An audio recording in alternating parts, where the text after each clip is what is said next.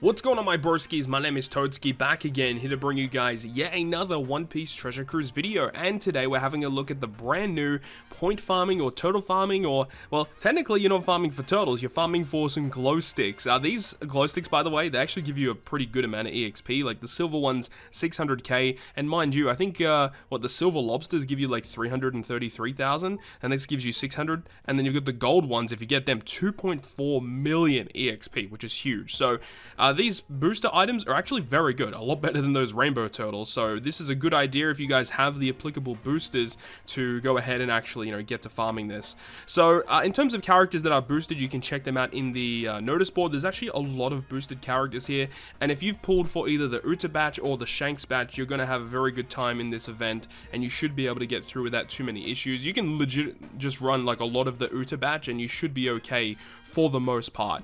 But in this event, of course, you've got access to the Chopper Man missions, which will get your hands on some level limit breaks, some rainbow gems. You also got a limited pool legend along the way here as well.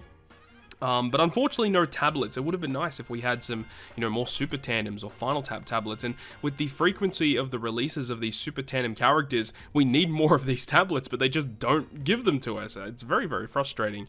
But in terms of the character that we're all farming for is this brand new Uta, which is actually kind of interesting. So Uta is a quick free spirit cerebral, the exact same class and type combinations as the brand new Shanks. And her captain ability is a 3.5 attack boost to all characters with a 1.25 health boost, but then further boost quick characters attack by 1.2 during the turn that you use her special ability. Honestly, not too bad considering the fact that she does have double special activation, so when you launch it, you can actually launch it again, either for additional boosts or just to get the buffed captain ability. Then she also has cooldown reduction, but it's a little bit of a weird one because her cooldown reduction only is a maximum of 3 turns at the start of the quest, putting her down to 8 minus 2 from cooldown can get you down to 6. So yeah, her cooldown's like pretty low, but it's not, like Coliseum Kid level, right?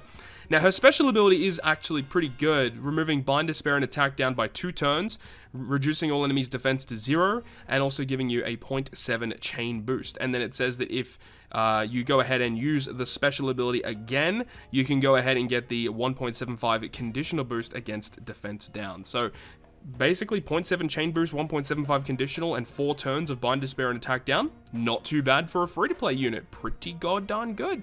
Her support effect attaches to Luffy and Shanks, and when you use the special, you get a 0.3 chain boost, so it's not amazing, but it's usable in some scenarios. Sometimes you just need that little bit of extra damage to push you over the edge, and that can be a way to get around it. And also healing 500 at the end of the turn extra from her crewmate ability is nothing to scoff at either. So she's not a bad unit. And of course she is going to be a boosted unit in the upcoming treasure map. So of course you want to get your hands on this unit and just go ahead and farm it up for all of the amazing rewards you can get from the event. So without further ado, let's go ahead and jump into the video with a few different teams to take on this event. Jumping into things, we've got 2 clips here. Now, obviously, people are going to say, wait, hang on a second, where the hell did you get the Beckman and Lucky Roo? Well, look, off-screen ski strikes again. I don't know what to say, guys. I don't know why this keeps happening, but it just keeps happening, okay? We have the Beckman and Lucky Roo, and in this first clip, of course, not everyone is going to have these units. I completely understand that. We've got more teams to show. But of course, this one here is just going to be, hypothetically, if you had everything, this is what you would want to be building to take on this content with. So we can just talk about all the gimmicks first, and we can talk about each of the other teams after the fact. So Gordon on the previous stage gives either 3 turns of paralysis or 6 turns of despair. So you need some type of unit to get around 3-turn paralysis, 3-turn despair, because the despair gets reduced by 3 via socket, so that's at least a good thing. Normal attacks only, nothing really too surprising there.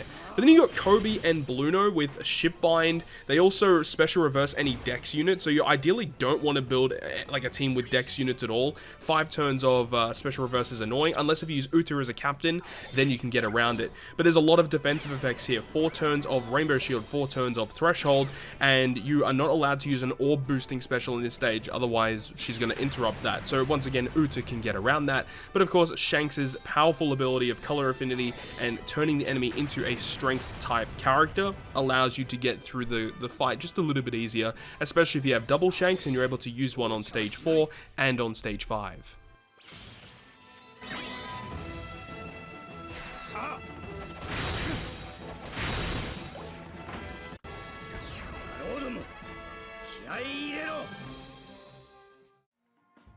So this clip is also going to be, very similar to the previous clip. However, you don't really need to use a Shanks as a crewmate. So this is hypothetically if you had Beckman in the batch, but you didn't have your own Shanks. This is probably a team that you would want to look at. And as I said, you don't need the Shanks as a crewmate on this team. You could replace him with another unit that can...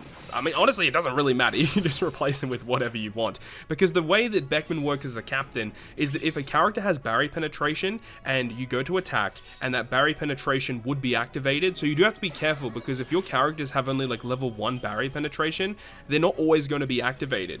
Sometimes they'll require you to be at full HP or like above a certain level. I know that a lot of rare recruits, you need to be above 50% HP at level 5, but a lot of the Sugofest exclusives with barrier penetration will completely ignore it no matter what. But if you hit a perfect, you can get around enemy defensive effects, defense up, rainbow shield, and threshold by 1 turn if you hit a perfect, which is what we're doing here. On this last stage, we're not using double Shanks in the same turn. We're utilizing the captain ability of Beckman and Lucky Roo, so that when we hit a perfect with a barrier penetration character, which is the entire batch except for Sunny-kun, unfortunately, but if you hit a perfect, you will remove 1 turn of those defensive effects. So after a few perfects, we can get around the defensive effects without having to worry about activating additional abilities, which means that we can get through pretty comfortably. And also having some type of effect to apply a chain boundary or a chain lock that exceeds 2.5 is going to be very important for this final stage as well.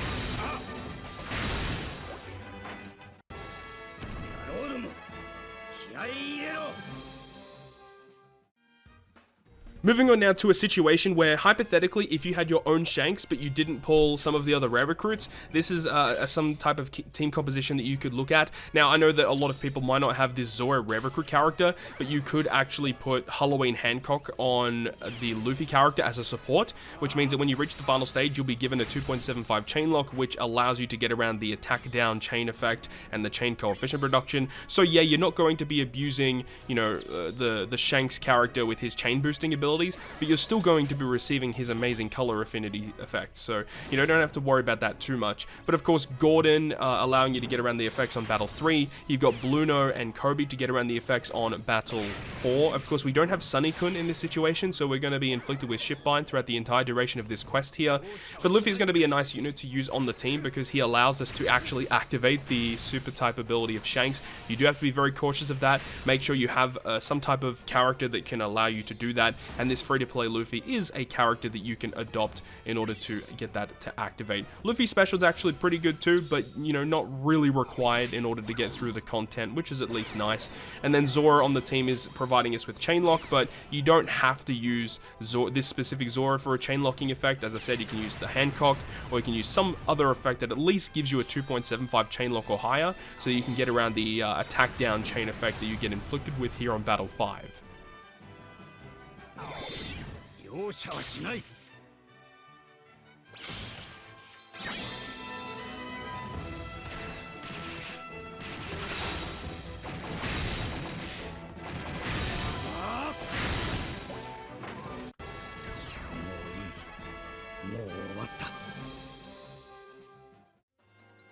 Alright, so now we're having a look at a new team where, if you had, pulled some of the characters from the previous Sugofest with Uta, this is a team that you could potentially look at. So Uta's really good here. She gets around a lot of different effects. She obviously gets around the paralysis that can be inflicted here on battle number 3. But of course, it can be either paralysis or despair, so you need some type of special that can get around that despair as well. So you do have to be very cautious. This team, if you do get inflicted with despair, you have to stall 1 turn. We do have the support attached to Brook that does get around some of that despair, so you would have to try and fiddle, your way through that.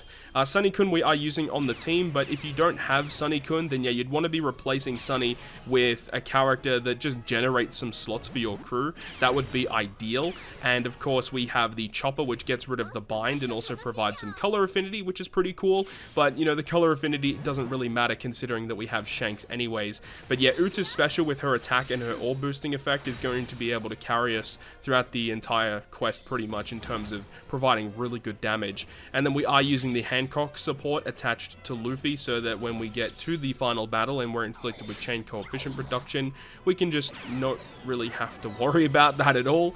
that support is just completely broken, and you know, we've been seeing it time and time again throughout the Film Red celebration that this support has been so valuable. I don't know, man. I've been using her a lot throughout this entire celebration on that free-to-play Luffy with that Hancock support. So clean.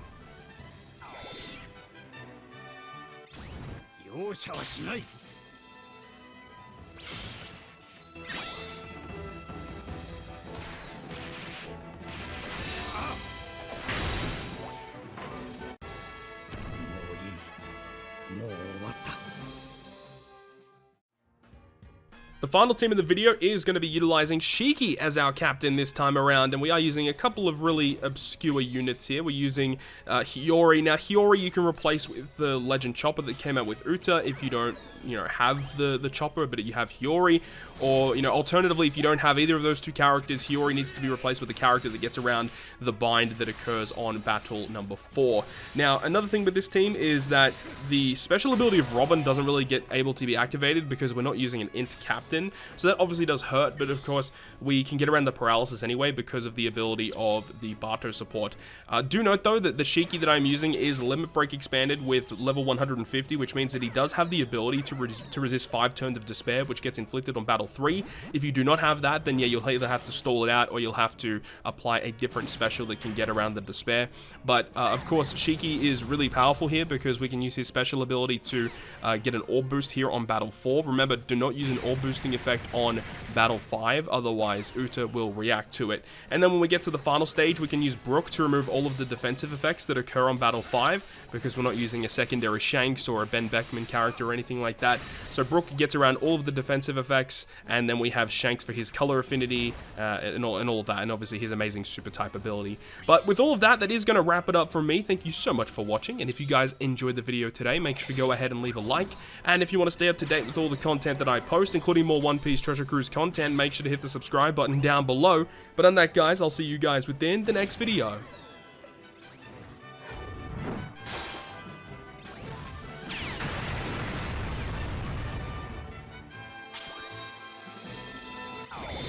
You're